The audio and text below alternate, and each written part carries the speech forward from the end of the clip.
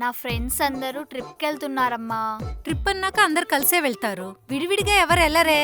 అబ్బా అది కాదమ్మా, నేను కూడా వెళ్తానమ్మా. వద్దు, ఏంటమ్మా? నువ్వు తిరునాళ్ళకి వెళ్తేనే తప్పిపోతావు. ఇప్పుడు ట్రిప్కి వెళ్తే తిరిగి వస్తావని గ్యారంటీ నాకు లేదు. నా ఫ్రెండ్స్ అందరూ ఉన్నారు కదమ్మా. మీ ఫ్రెండ్స్ అందరు ఉంటారు, నువ్వు మాత్రం ఉండవు వచ్చేటప్పుడు.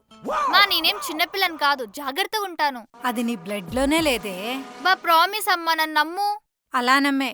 10th లో సాలార్జింగ్ మ్యూజియం చూస్తా మమ్మీ అంటే నమ్మి పంపించా.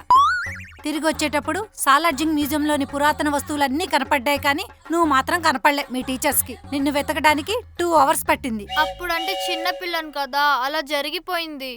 అవునా? మ్మ్. ఇంటర్లో శ్రీహరికోట చూస్తా మమ్మీ అంటే పంపించాను. ఆ రోజు పంపించిన రాకెట్ ఫెయిల్ అయి మరి కిందికొచ్చింది, కానీ నువ్వు మాత్రం ఇంటికి రాలేదు. నిన్ను వెతకడానికి 2 days పట్టింది.